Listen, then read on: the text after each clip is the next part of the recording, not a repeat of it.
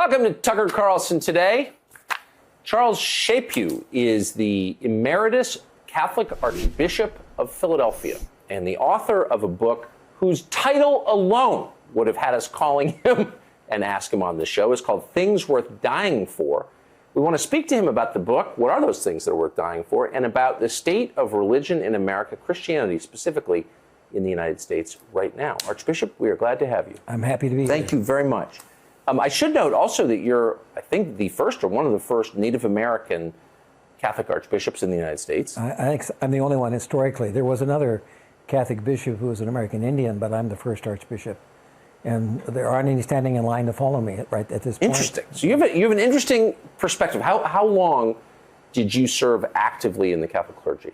I was a bishop of Rapid City, South Dakota, a very heavily Indian diocese for 9 years. I was the Archbishop of Denver for 14 years, and I've just retired as the Archbishop of Philadelphia after 8 years. Wow. When did you enter the clergy? When I went to the seminary when I was 14 years old for high school, boarding school, and became a priest when I was 25. So I've been a priest for 50 plus years and been a bishop for 31 years. A long time. A lot has changed, and you've accumulated wisdom. A lot has changed. A lot has changed. I want to ask you about that. First, I want to get to your book, Things Worth Dying For. Yes. I mean, I wasn't aware anything was worth dying for. I bet that's not true. Yeah.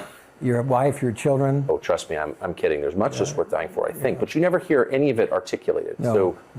Tell us what you think is worth dying for. I think a lot of things are worth dying for. When I was a kid and went to Catholic school, the martyrs were presented to us, martyrs for the Catholic faith, as heroes and heroines of the church. And the nun would always ask us, how many of you would be willing to die for the church or for Christ? And everybody raised their hand. All the girls, all the boys did. I don't think we really meant it. We thought we meant it. Yeah. It was also an invitation to embrace heroism and generosity. And from that point on, there are a lot of things in life that I think are worth living and dying for. Natural things like honor and integrity. Yes. Patriotism. I still think our country is worth dying for, even though a lot of people don't think that.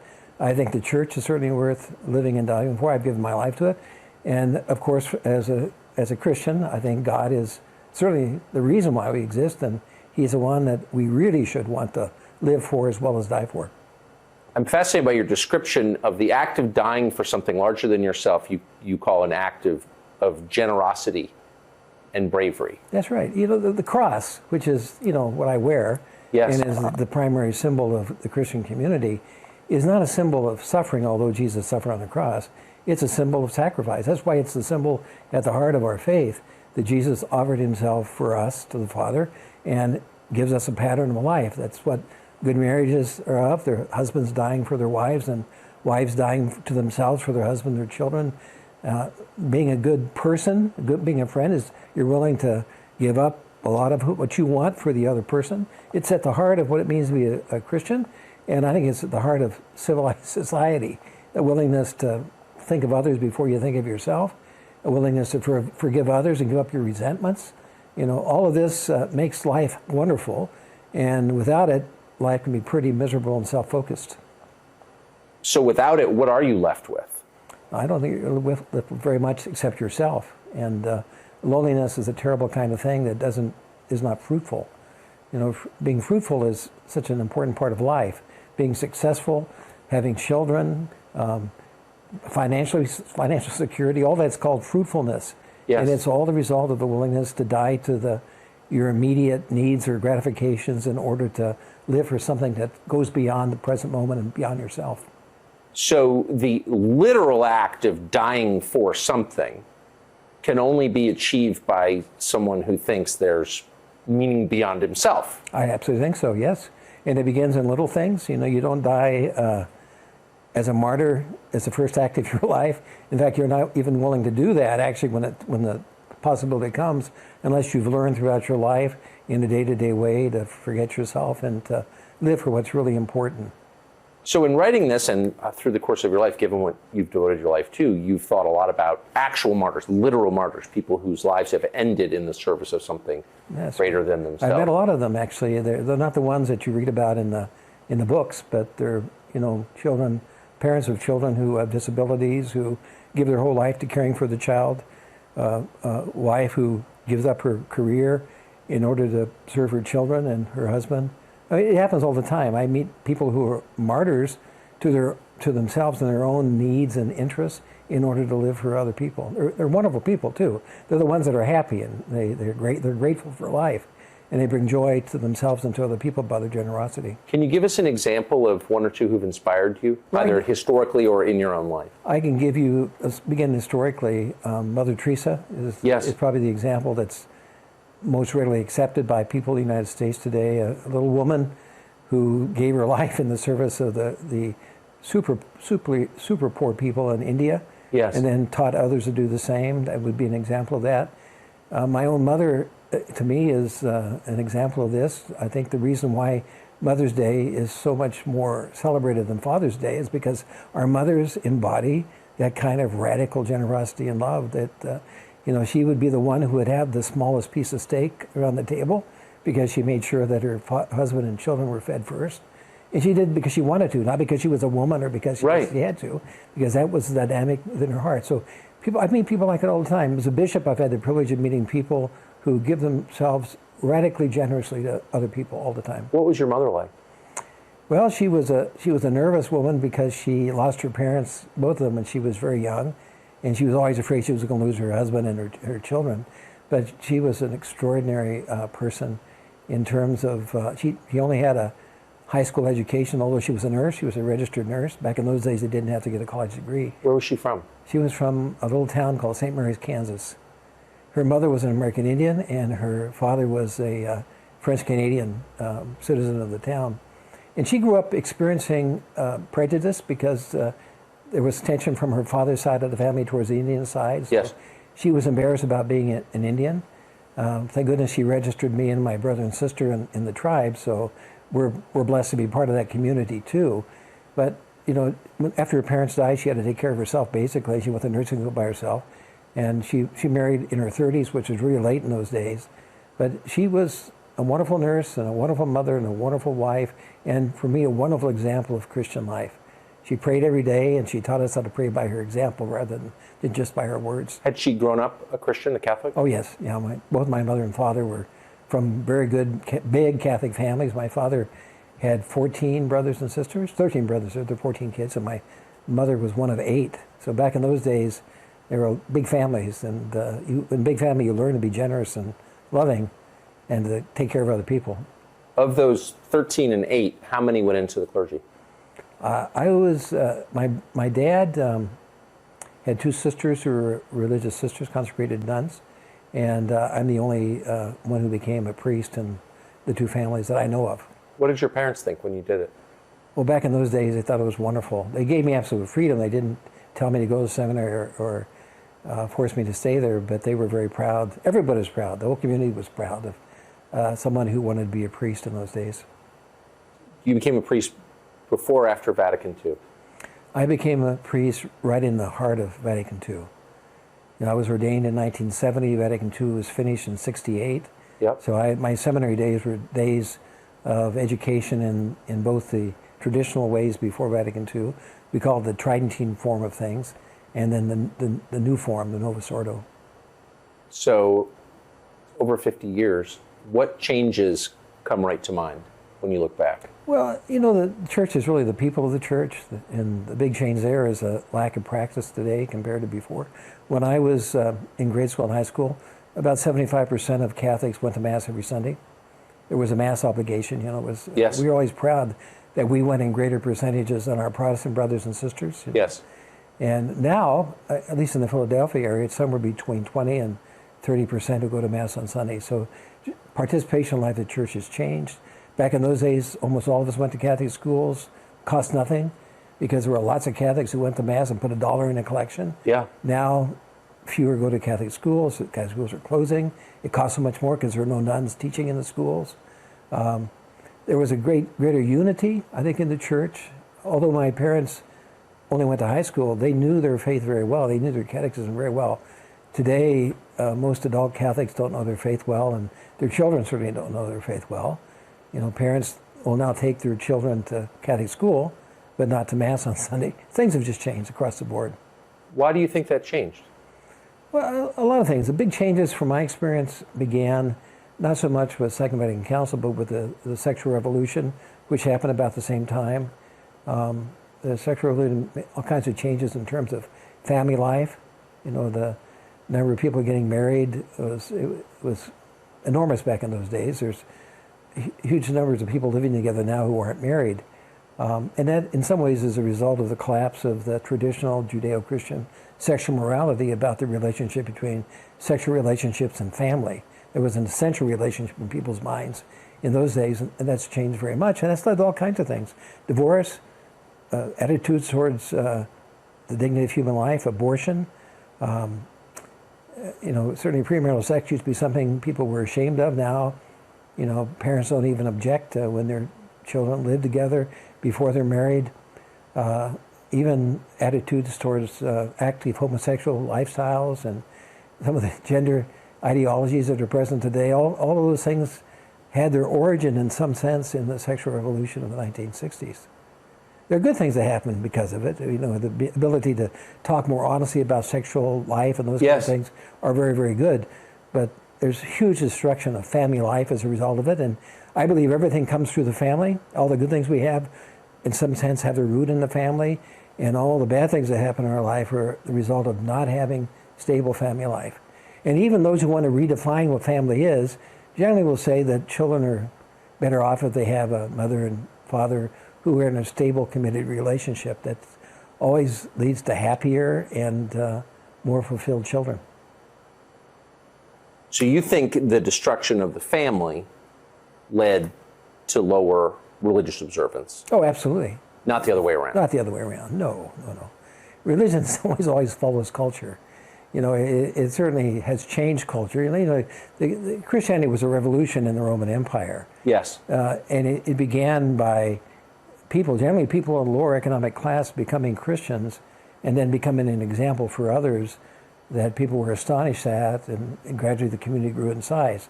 So the church sometimes does change culture, but ordinarily, especially in the lives of people who don't know their faith very well or aren't seriously committed, in some ways religion flows from culture. People went to Mass in the 1950s and 60s because they were expected to. You know, it was every good person, whether Protestant, Catholic, Jewish, Orthodox, went to church or synagogue on Saturday and Sunday. It was part of the culture. And when those expectations, those cultural expectations disappeared, people kind of moved where they honestly were, which were people without the personal commitment to really be believers. What's interesting is that with the collapse of organized religion, the central question that organized religion answers, which is what happens when you die, hasn't been answered by anyone else. It's just been basically ignored. Absolutely. So you've seen a lot of death in your life, of course. I'm the son of a mortician, so I grew up seeing death. You're the son of a mortician? Yes. Yeah, I lived in a funeral home. And all my friends were very afraid to visit me when I was a kid because they'd have to go to the funeral home, which was associated with death. But I grew up very comfortable with death, actually, because I saw death around me all the time. My father was a wonderful man and a wonderful mortician. He really knew how to comfort people in their sorrow and lead them to that important moment. Things have changed there, too. You know, for example, the Catholic Church, we've allowed people's bodies to be cremated now prior to their funerals, which has led to a shorter period of paying attention to the dead. You know, the wakes used to be long periods. At first they were in homes and they were in the funeral home. Now in Philadelphia, some of the wakes are simply 2 hours before the funeral mass in the parish church. And when the body's not present, there's much less reference to death. Young people today often don't see a dead body at all because of cremation. So I think one of the big mistakes our church made was to begin to allow cremation. You know, we used to forbid it because it was a sign of not believing in the resurrection of the body. Now it's the reason for cremation is much more practical. It's less expensive than a regular funeral, and a cremated body takes up less space and those kind of things. But one of the disadvantages is there's much less reflection on death, the meaning of life, and the dignity of the human body. All those kind of things have huge significance in the funeral culture that's part of human life. That's fascinating. I've never thought of that. We're the only part of creation that has funerals, that actually buries the dead. The animal part of creation doesn't do that, and of course the vegetative part doesn't. Human beings are the only, they have tools, at least sophisticated tools, the only part of creation that has images, that paints, and we're the only part of creation that buries the dead. Why do we do that? Why do we bury the dead? Well, I think it's because we love the dead, and because we think life has more meaning than the 30 or 40 or 80 years that we have, that there's something after this. You know, the great memorial of history, the pyramids, are tombs, you know, and the way the Egyptians cared for bodies has always been a fascinating thing. Mummies, people love to play around with those kind of things because they understood the importance of the transition between this life and what we refer to as eternal life. It's a very important transition. And what follows this is a lot longer than this and much more significant. What message does cremation send, do you think? Well, I don't think it necessarily sends a message except that the body is disposable and less important. You know, people who cremate bodies don't often put them in a funeral place. They don't take them to cemeteries. Often they put in a closet, maybe put on a mantelpiece. I think it just makes death more casual and less serious. I think it's important to pay attention to the dead. And I don't say this because I'm the son of a funeral director. I say this because I've just seen what happens when we don't surround human death with significant symbols of the importance of life. Interesting. So when a body is prepared for burial and laid out for everyone to see, the loved ones and the entire community must confront the fact that there is no life in that body, that it is left and gone somewhere else. And same thing's going to happen to us. And then we take the body to a cemetery, and the tradition is always to visit the cemetery, not just on Memorial Day, but frequently, to remind ourselves of the person that we loved who died, but also, you know, we all know we're going to end up in the cemetery sometime. Now we might end up in somebody's mantelpiece or a ring or a locket around the neck, but in those days it was a sacred space. Cemeteries were sacred spaces. Do you visit the cemetery where your parents were? I do. I visit, every time I go home, I visit my parents' graves. But also, when I'm on vacation, I love to visit cemeteries in other countries and different places because they're usually beautiful places. I love to read the tombstones and try to guess the history of the person that's buried there, because you know we believe that every person is significant, everyone's someone to someone. Yes. And all of these tombstones tell us that. I mean, it's about our human significance. And if we don't want a tombstone, if we want our body to be cremated and our ashes spread, we don't want any attention to ourselves, it's going to mean that people forget us more easily. And they shouldn't, because each person is someone significant. So these rituals send a powerful message about the way we feel about the living. They do. And about our future. Not just the living people that we love, but ourselves. It tells us something about dying and the significance of dying. How often do you think of your own death impending? Well, I'm 76 now, so I think of it much more often. It's amazing. When you get older, you'll experience this, but your memories come back of your childhood and your friends and your history, and all of that is much more vivid to me than it was even 5 years ago. And my own death is, I have a much shorter period ahead of me than I do looking back. And that makes me ask questions about the significance of what I've done, but also leads me to ask myself, am I ready to enter into the next stage of existence and love that I believe God offers to everybody? How do you feel when you think about it? Well, this may seem strange, but I'm not saddened by death. Two of the most joyful, I shouldn't say joyful, that wouldn't be the right word, but the most significant moments in my recent life were the death of my mother and the death of my good friend Ray.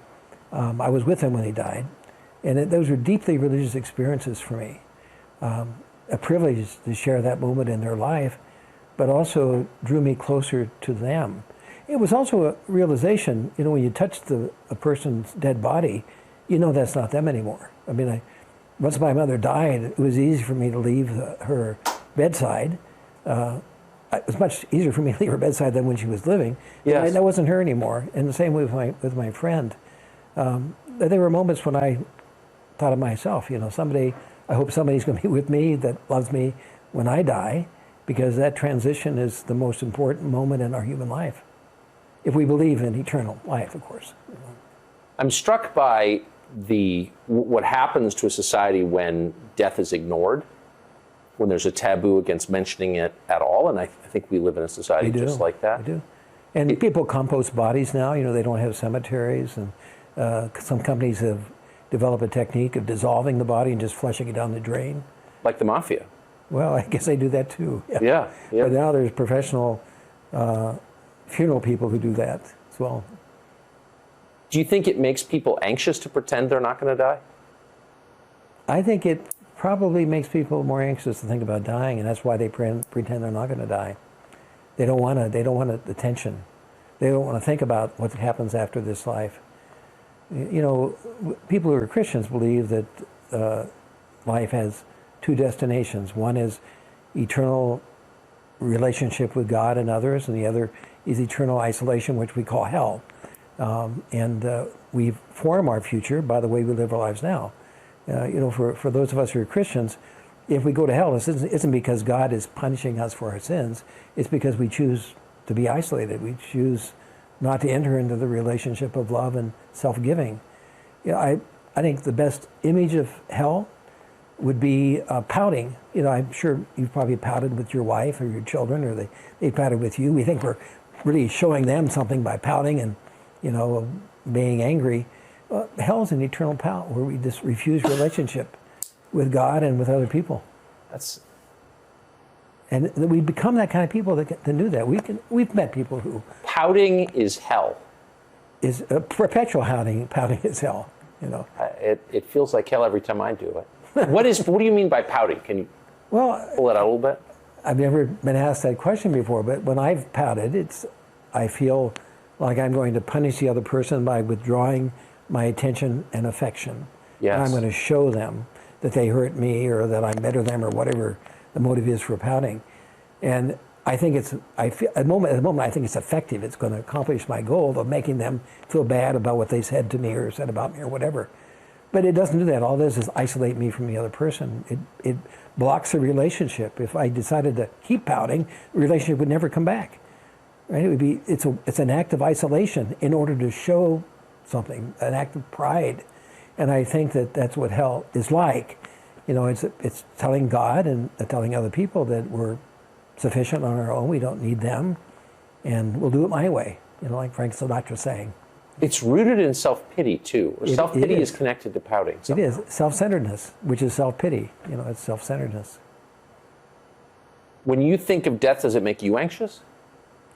No, but I think when I'm dying, I might be more anxious. I actually am looking forward to it because I really do believe that in eternal life, for me, the great excitement of dying is entering into a new level of life where I'm going to be able to explore the universe. We're living on a tiny little grain of sand in this vast universe that God has created, and I want to know the rest of it. I want to know the adventure of the rest of it, and to know God's plan and His marvelous creativity and the abundance of variety in the world of creation. And I think that's what's going to happen when I die. I'm going to enter into a new level of life. It's very exciting. So I'm looking forward to that. Now, I'm scared because it's an act of faith. Faith Yes. is an act of trust that something is true that you don't know for sure. You have no scientific proof of. And so it requires faith. But I hope I'm able to have faith when I'm dying and can take that step into eternity with joy. Why do you think that death is so often accompanied by suffering? Well, because the human body, when it begins to fall apart, suffers. Yes. It's part of... I'm certainly suffering more than I suffered when I was 55 years old at the age of 76. And it just... I don't want to know the details. As someone who's in his 50s. You'll find out yourself. Good, I'm pretty psyched. Your own way. So I think that the diminishment is just part of living this life. And, yes. And having said that, I can't imagine going out of existence. I know I haven't existed always because I haven't, but I can't imagine going out of existence that when I die, that's all there is. There's too much more of me than just the biological functions of this body. So I think that even our desire for life and for happiness and the important things that are so significant to us, like the love of a spouse and love of children. All that indicates that there's more to life than just the biological functions of human beings. And suffering is the result of diminishment of the biological, and it means that I think we're going to evolve into something much more than that, which is the spiritual. Interesting. I don't think I've ever asked anybody else these questions. Well, no one's asked me these questions in the same way you have either. But you did write a book on things worth dying for. Yeah, but actually those things are about, not so much about, I wrote a chapter on dying, but most of the chapters are about living. You know, I talk about, of course, I talk about the virtues, you know, like integrity and honesty and accomplishments that we should be proud of and are worth living for and worth dying for. Family is a big focus of my writing. Also, God, of course, is at the center of it all. Friendship is another thing that I mention is worth dying for. And I think the thing I'd want to say to you and the people who are watching is I also think that patriotism is a very important thing for us to reflect on, because it's life in a community which we call our nation. If our nation's of any value, it has to be something that we're willing to die for. Yes. Or else our nation is dying already. You know, the great generation that we talk about today were made up of women and men who are willing to die for what our country stood for in order to protect the principles upon which our country was founded. And I still think that's true today. And it's interesting that I read just recently that only 44% of the people in the United States in a survey said that they'd be willing to die for their country. And that to me is a signal that something's wrong, you know, that we need to reflect together about what's really important for us as a country in order to get more people to buy into it to the point that they're willing to, when I say die for, it's also to live for it. You know, we live for this country, we're proud of the United States, and we really need to see our country from the perspective of the values that it stands for, so we might embrace those values and live them more fully and encourage our fellow citizens to do the same. I just wonder if people feel that anything is worth dying for. But if nothing is worth dying for, then is it really worth living, I guess? Well, I don't think it's worth living for things other than pleasure and possessions and those kind of shallow things that don't count a bit when you die. You know, when we're Do dying, they count now in your life? At 76, you said you often reflect on your life and on its end. At this stage in your life, do possessions... Well, yeah, yes. You know, friendship is really important to me now, more than probably ever before. But also, I like a good cigar, and I like movies, and I like going out to dinner, and I like going on vacation. I like all those things, but they're not. They're from a Christian perspective.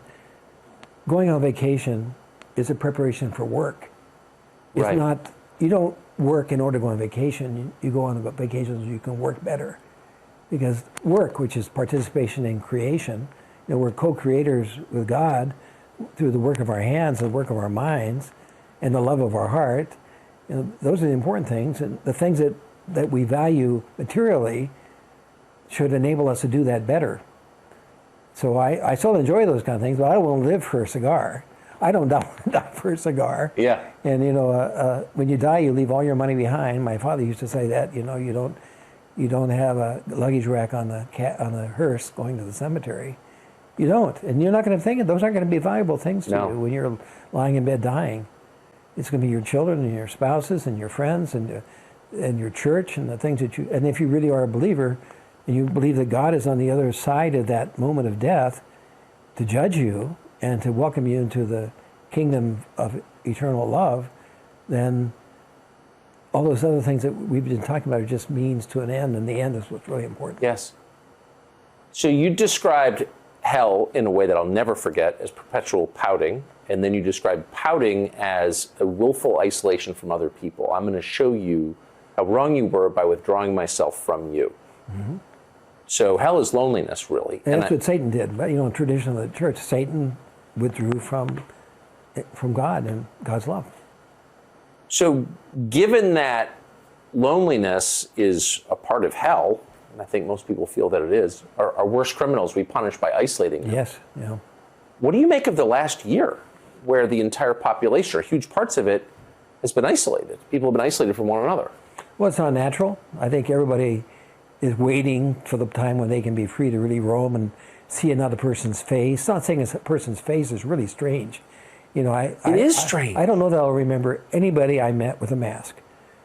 You know, you don't know a person unless you see their face. So it really is, it's inhuman to wear masks and to be isolated like we've been.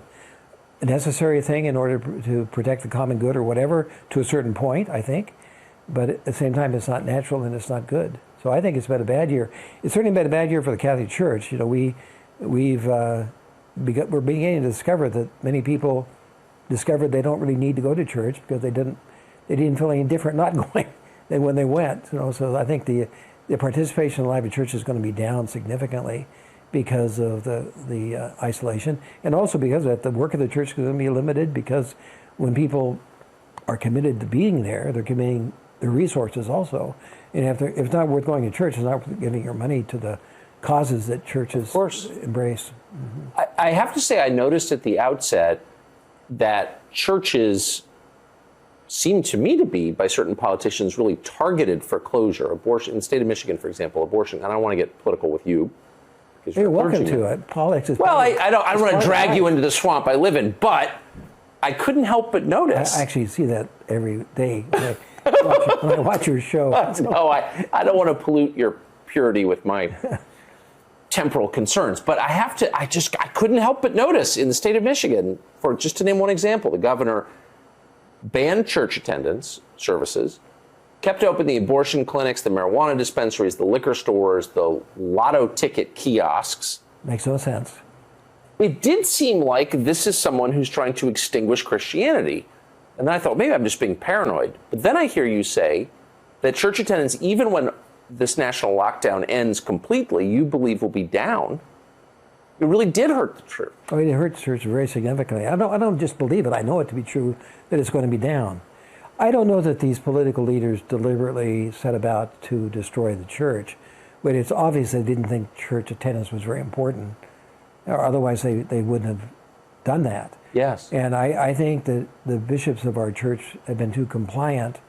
There's some that have fought against it, but we've tried to be good citizens, which is important. Yes. Otherwise, we'll be attacked even more than we are already. But I think that if you don't reach out to people who are lonely and suffering and dying and the like in a time like the pandemic, then you're not being the church, and that's very, very, very bad for everyone who's involved. So I think they just didn't think the church was significant enough to allow it to be open. I don't think they were going after it, but that tells us something, right? I mean, it tells us that it does. For the elite, and the politicians are generally part of the elite, church isn't a significant issue. Well, they thought the weed dispensaries and the lotto kiosks were significant enough to keep open. That's because the people would fight to keep them open, and people would fight to keep the churches open. So that's my next question, and I don't want to, it's not like Christian leaders need to be attacked even more than they already have been, so I don't want to join the pile-on, but I can't help but feel some disgust as I look at people refusing to defend their own church and their own parishioners from government overreach. Like, where were those leaders, honestly? Well, I retired 3 weeks before the lockdown. Yes. So I wasn't part of the decision making of the church after that. But I'm very sympathetic towards the bishops of our church and the leaders of other churches, because it is an essential part of Christianity to be cooperative with your neighbors. Yes. That we say to serve the common good. That's really an essential part. It's not just about individuals, it's about us together. Community is very, very important. So I think people cooperated in order to serve the community in their thoughts. But as time went on and people and leaders saw the effect of this on their churches, it seemed to me they should have been more insistent on being available to the people who needed their care. And I think that when they saw that they were being treated differently than other segments of society, they should have fought to be treated with at least the same kind of respect and dignity as the others. Yeah, treat us like an abortion clinic. Yes, or like a weed dispensary, I guess. Yeah. Right. Do you think they regret not doing that? Some do, and some don't. I think there's still a reluctance on the part of many religious leaders to open churches and synagogues because we're being told by the government that it's not safe to do so. I notice a lot of the Orthodox congregations, at least in Brooklyn, did not put up with that. Orthodox Jewish community. Yeah, Orthodox Jewish communities. To their great credit, in my opinion, they had their weddings and they had their ceremonies because that's their religion. That's right. And they got arrested and they kept doing it. That's right. I admire them. I admire them too very much. Courage. I do. I mean, that's a kind of, they clearly thought their religion was worth dying for. Yeah, but people generally dismiss them as primitive. You know, the Orthodox Jews are primitive. They dress funny. They follow the commandments literally. You know, those kind of things that lead the elite to dismiss religious people as being serious. Yes. They're dismissed by the elite as not a serious part of society. Not by me. Not by me either. I admire them. I don't share their views, but I admire their apparent deep belief in their own values. I mean, I think that's really important. It is. So I was struck to read in your bio that you were an active volunteer in Bobby Kennedy's presidential campaign in 1968. And I also was an active volunteer in Jimmy Carter's campaign. So interesting. I'm interested in Bobby Kennedy because he was a Democrat, of course, brother of the slain president himself, the Attorney General. Was on his way, I think, to getting the Democratic nomination when he was murdered in L.A. in the spring of 1968. I remember it well. What did you? He was a kind of Democrat that just probably doesn't exist at all right now. Tell us about who you thought he was. Well, I grew up in Kansas, Yep. and Kansans are Republicans, right? And Of course. My mother's family on her father's side was very active in Topeka, Kansas, which is state capital in Republican politics. So I grew up as a Republican. But when I went to college, I had to write a college dissertation. Back in those days, we were serious about education, so we had to do a dissertation even in the lower realms of education. I did it on conservatism. Edmund Burke to Barry Goldwater. Yeah. And so I was a conservative. But then the Civil Rights Movement happened, and I became involved in the Poor People's Campaign in Washington, D.C., and those kind of really good things. And I didn't become a Democrat so much as I became an activist. Yeah. And Bobby Kennedy symbolized for me enthusiastic embrace of the poor and the needy in our country. So that's why I worked for his campaign. I had menial work. Right. I would send out campaign letters, things like that. I never met him. I met his brother and others, but I never met him. Ted Kennedy, his brother Ted. And for Jimmy Carter, it was much the same reason. I thought he was a good Christian man. He's going to bring principles into politics and those kind of things. I'm certainly disappointed in it all. And as I got older, I began to see that there was no integrity in the Democrat Party in terms of the values that were really important to me, and oftentimes not in the Republican Party either. Yes. I think any Christian who takes a party seriously is making a mistake in a way, because they're always going to betray you. All political parties betray people because they're about power and getting elected. But I'm always been a sucker for people who are zealous and who are committed and Yes. who want to change society, Me too. who want to do good. And that's how I identified those movements with those particular people at that time. Jimmy Carter really disappointed me when it came to abortion. I thought he was taking a pro-abortion stand in order to get elected, but then when he became elected, he'd be much more open to the dignity of human life. I was ready to say he's gotten worse as time has gone on about that. So in some ways, I think it's really important to be involved in politics. I think it's important for the laity of the church to be activists in politics. I think the kind of thing you do on television is really important to get people to think about politics. But to be a member of a party is a very dangerous thing, and you're always going to be betrayed if you take that too seriously. Yeah. They don't care about you. No, deep down. They don't. How long did it take you to figure that out? Oh, probably when I was in my 50s, I woke up to the reality about that. But I've always been an idealist, and I always want to think the best of others. And I still believe we have a future as a country. I worry about it more and more all the time, but I really think we were built on important principles. It was mixed up with all kinds of bad things and on. That's being talked about today more than ever before. Yeah. But down in its basic structure, our country was based on principles that rose from Judeo-Christian values, and I think if we would embrace those once again with great enthusiasm, we have a good future. But we have to really respect religious freedom and respect the different opinions of others, and that's not going on. It's cancel culture is one of the worst things in the world. One of the worst things that ever happened to us. It really is dangerous. There's clearly a relationship between affluence, material comfort, and decadence. I think Jesus probably pointed to that. Yeah, I call it autonomy.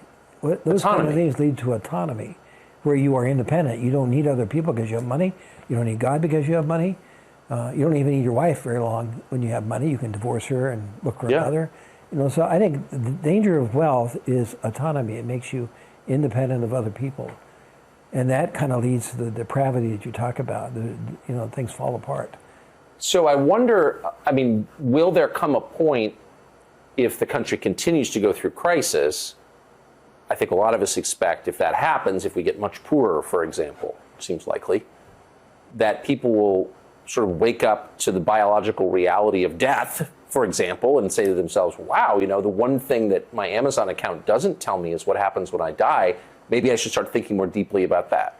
Could there be a revival, not just in the Catholic Church, but in we experienced religion? We experienced it in 9/11. That was a time of a small, great awakening. The number of people coming back to church was incredible. I remember vividly the weeks around that terrible moment when it looked like everything was being revived again. It lasted maybe 3 or 6 months. It didn't last very long. But that kind of thing always brings people back to thinking about the seriousness of human life and the importance of our relationships and what really counts. So I think you're right. It usually is a result of some kind of sadness and disappointment that leads to a conversion or starting over again. You've known a lot of people, ministered to a lot of people. What are the hallmarks of the happiest, best adjusted, most joyful people you've felt? The most joyful people are great people who are grateful. Without a doubt. I know very poor people who are grateful for what they have and are very joyful.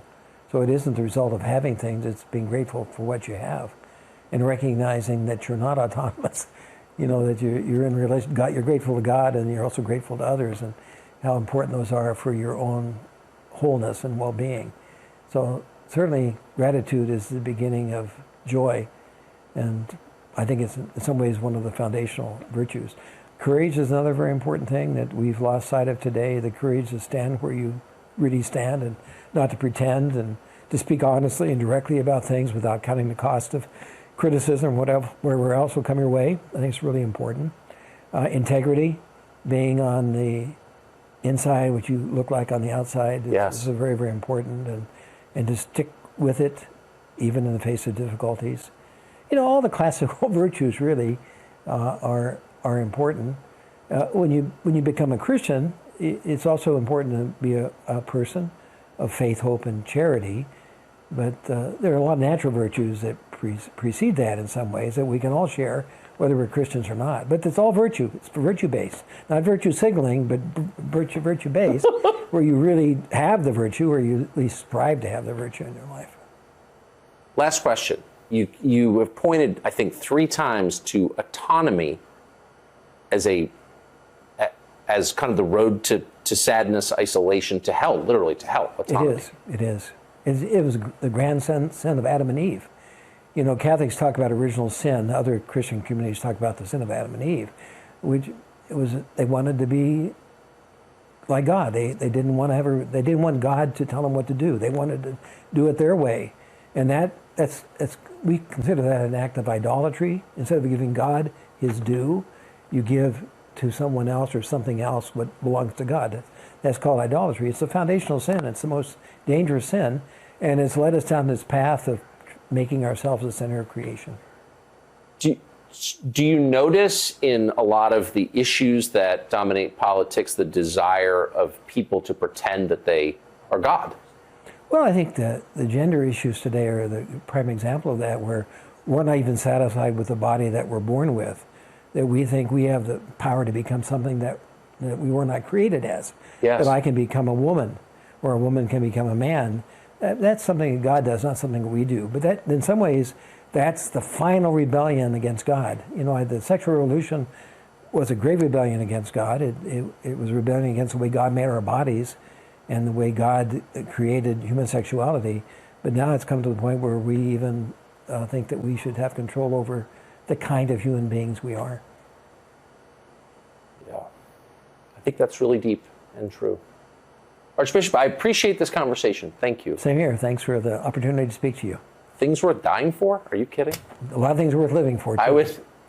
Yeah, and as you point out, I mean, they're connected. They are. Thank you. Thank you. I appreciate it.